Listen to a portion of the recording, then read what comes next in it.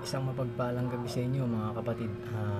Narito ako para ibahagi sa inyo yung isa sa mga bagay naming pinagkakaabala ng aking asawa.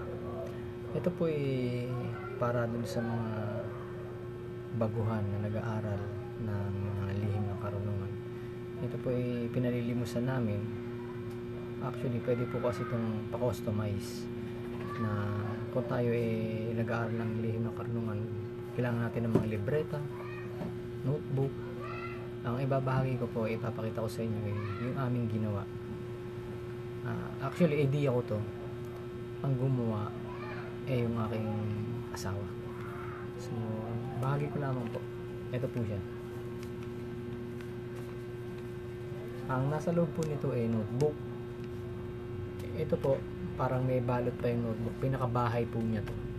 Para yung iyong notebook na ginagamit para sa pag-aaral ng LNK may privacy. Kumbaga, tanging sa'yo lang to. Personalize mo to.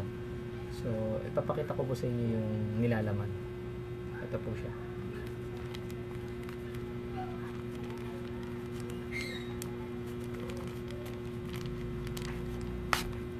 So, ayan. Ito po ang nakadisenyo po rito ay talandro.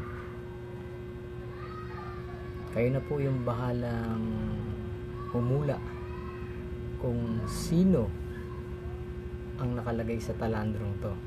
Para dun sa mga matatagal na nag-aaral ng lihim na karunungan, mga tingero, alam na po nila to. Para po ito dun sa mga baguhan.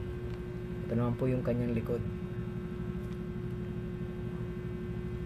So dito po ninyo, kung ikaw po ay baguhan na nag-aaral ng lihim na karunungan at gusto mo maging manggagamot o albularyo, antingero, dito mo po ilalagay sa aklat mo na personalize ang mga aral na makukuha mo.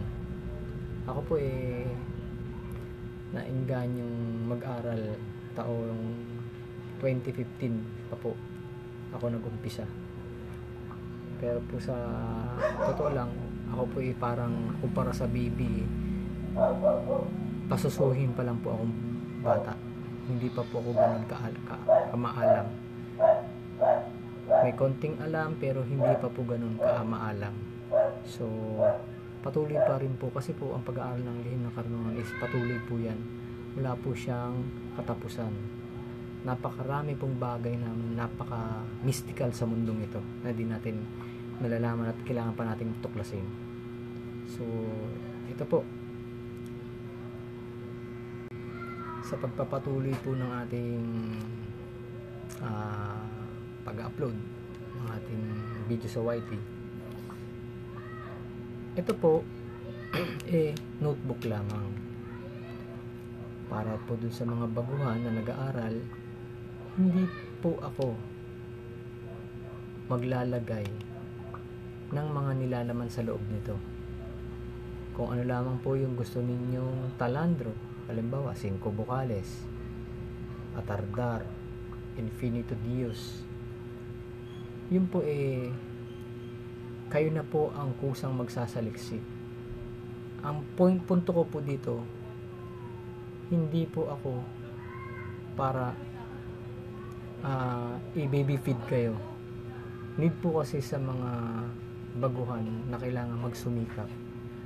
Magsikap kayo sa sarili ninyo na matuto magsaliksik. Hindi po maganda yung lilimusan ninyo to tapos meron ng mga laman. Although may laman na po ito, yung pong laman po nito bunga ng aking pagsisikap at pagsasaliksik. So, sa mga baguhan na interesado at gusto magkaroon ng ganito, depende po sa gusto niyo, 5 bukales, atardar, infinite Dios, o ito, kayo po ang kusa, ang kikilos para malaman ninyo yung mga bagay na kung ano yung inyong gustong pag-aralan. Tulad po nito, ito po ang kinuha ko dahil ito po sinabi ni rin po ng aking gabay na pag-aralan ko. At sinasaliksik ko pa po yung mga dasal. Una po yung history ng nasa litratong ito. Inalam ko po yung kanyang history. So pagkatapos po nun, alamin ninyo kung ano yung mga kakayahan niya. Ito po kasi pangkumbate po, panggera po talaga to. Kumbaga sa ano, ito po full package sa pambugbugan, spiritual. So malakas at sa malakas. Kung sa malakas lang po, malakas talaga. Kaya kulang pa po yung nailalagay ko. Actually, hindi ko pa siya tapos dahil meron pa akong ilalagay pa po rito na ililipat. Yun po para magsumikap kayo. Hindi, o-order nyo lang po notebook, pero po yung mga nilalaman, kayo po ang magsusumikap doon. Salamat lang po sa inyo.